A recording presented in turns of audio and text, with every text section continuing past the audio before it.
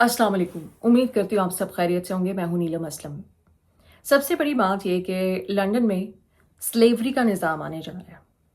ये मैं क्यों कह रही हूँ, इस ख़बर को मैं बयान करने जा रही हूँ किस तरह से आप वो जो मिडल ईस्ट के ऊपर तनकीद होती थी, वो स्लेवरी का निज़ाम जो है वो इंग्लैंड में आने जा रहा है। वैसे भी एक कैपिटलिस्ट सोसाइटी है, एक्सप्लॉयटेशन होती है यहाँ पे वर्कर्स की।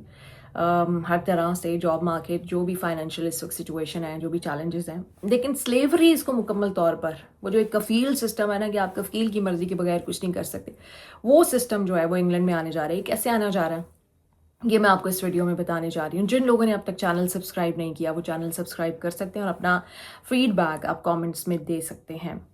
आपको भी पता है कि इंग्लैंड में इस वक्त क्या हालात हैं, चोरी डकैती, लोगों के अंदर एक बेचैनी, क्योंकि जो इस वक्त मजहबी मुनाफरत और जो डिवाइड पैदा करने की कोशिश की जा रही है, चाहे रीस्टोर ब्रिटेन हो, चाहे रिफॉर्म यूके हो, उसके बाद जो हालात हैं वो आप सबके सामने हैं। उससे पहले भी एक सिस्टम में क्लियर डिस्क्रिमिनेशन किसी ना किसी हद तक अंडर द कारपेट या कैसे भी छुपा के या ज़ाहिरी या थोड़ा सा छुपा के एक डिस्क्रिमिनेशन मौजूद रहती है। वो लोग जो बाद में आए हैं या जिनकी हेरिटेज कहीं और है, लेकिन फिर भी एक सिस्टम मौजूद है। वो अलहदा बात है कि स्वाला ब्रेवरमेंट जो है वो तो इक्वालिटी एक्ट को भी ख़त्म करना चाहती हैं। वो चाहती हैं कि जो लोग यहाँ पर आएँ, अपनी इन्वेस्टमेंट करें, इमोशनल फाइनेंशियल हर चीज़ की इन्वेस्टमेंट करें, उनको रोने की भी इजाज़त ना दी जाए, तो उनके ऊपर जुल्म किया जाए और वो ये ना कहें कि हमें इस तरह से क्यों मिसट्रीट किया जा रहा है। अगर मेरे साथ कोई वाइट एम्प्लॉय है, उसको मुझसे डिफरेंट क्यों ट्रीट किया जा रहा है, मेरे साथ मुझसे डबल काम क्यों लिया जा रहा है, ये शिकायत करने की इजाज़त भी ना हो, स्वाला प्रेवरमेंट ये चाहती हैं। लेकिन स्लेवरी का निज़ाम मैं क्यों कह रही हूँ, जैसे कि मैंने आपको बताया कि शबाना महमूद जो हैं वो बज़िद्द हैं कि बेस लाइन उन्होंने सेटल स्टेटस जो है, ILR जो है, उसको 5 से 10 साल करना ही करना है। उन्होंने कहा 10 साल तो होना है, इसमें कुछ लोगों को जो कंसेशंस मिली हैं उसके ऊपर थोड़ी सी बातचीत इस वक्त नेगोशिएशंस या डिस्कशंस हो रही हैं।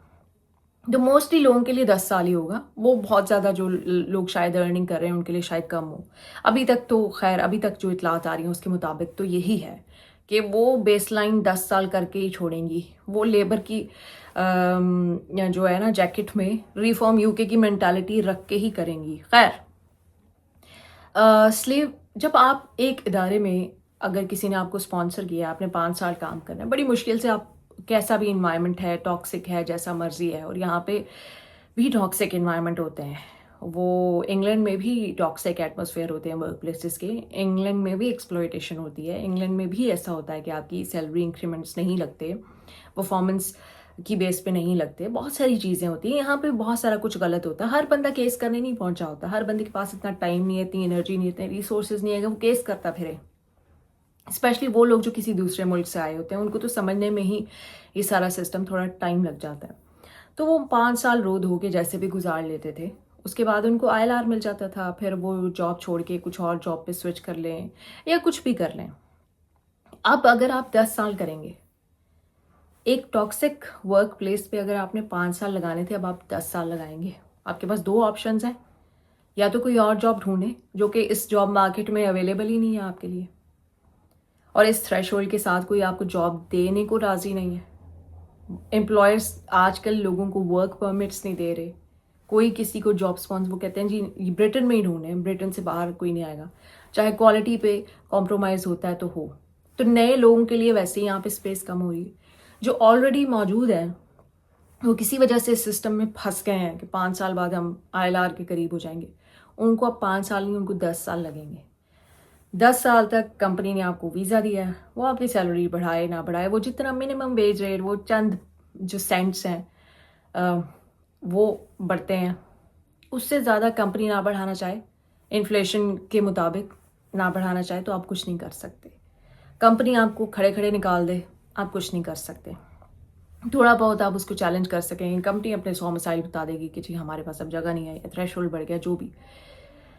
आप अगर छोड़ना चाहें तो आप छोड़ नहीं सकते। या तो आप वापस जाएंगे अपनी कंट्री 5-10 साल 8 साल लगाने के बाद, कि वर्क प्लेस अगर आप पास कर या बर्दाश्त कर, ऐसे हालात हो जाएंगे कि या तो आप उसको टॉक्सिक इन्वायरमेंट में, टॉक्सिक कलीग्स के साथ, टॉक्सिक एटमॉस्फेयर में काम करना पड़ेगा, 9-9 घंटे काम करना पड़ेगा, یا پھر آپ کو واپس جانا پڑے گا، کیونکہ جاب کس کا سوئچ کرنا ایک اسپانسرشپ کی جاب سے دوسری اسپانسرشپ کی جاب میں مختلف فیلڈس میں شاید پاسبل ہو بھی، شاید آئی ٹی پروفیشنلز کے لیے پاسبل ہو، شاید ڈاکٹرز کے لیے پاسبل ہو. اس کے علاوہ جتنی فیلڈز اور جتنے ڈپارٹمنٹس ہیں، جاب مارکیٹ اتنی اوپن نہیں ہے کہ آپ کو جاب ملے گی. مشکل ہو جائے گا آپ کے لیے، اور آپ کو یہ آسان لگے گا کہ میں واپس چلا جاؤں بجائے کہ یہاں پہ رہ کے سسک کے زندگی گزارنا. ویدر مشکل ہے. اس کنٹری کے بارے میں جو لوگ پہلے آئے تھے انہوں نے ایسی کوئی ہوا بنا دیا تھا کہ پیچھے سمندر کا سمندر آتا گیا کہ پتہ نہیں کیا یہاں پہ کوئی دودھ اور شہد کی نہریں بہہ رہی ہیں، جو کہ نہیں بہہ رہی ہیں، اور شاید کبھی بہہ رہی ہوں، لیکن اس وقت تو انگلینڈ میں کوئی دودھ اور شہد کی نہریں نہیں ہیں. یہاں پہ کرائم کی سچویشن وہی ہے. یہاں پہ خواتین کے ساتھ ہراسمنٹ کے واقعات بھی آ جاتے ہیں. خواتین کیا آدمیوں کے ساتھ بھی آ جاتے ہیں. برمنگم میں 17 سالہ لڑکے کو مار دیا گیا. ابھی تک نہیں پتا، اگر وہ 17 سالہ مسلمان لڑکا نہ ہوتا اور کوئی اور فیتھ کا لڑکا ہوتا تو پورے مین اسٹریم میڈیا میں فیملیاں بھی دکھائی جاتی ہیں روتے ہوئے، رشتہ دار بھی، دوست بھی، فلانا بھی.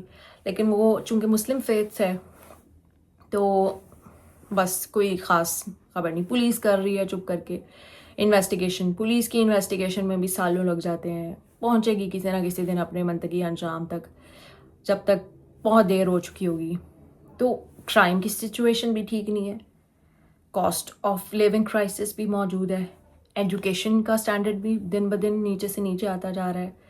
ایجوکیشن آپ کو یہ بھی انشور نہیں کر رہی کہ آگے کوئی فیوچر ہے یا کوئی جاب ملے گی. Then why are you living here? Why are you not living in your country, in Pakistan, in India, in Bangladesh, in Sri Lanka? Why are you in England?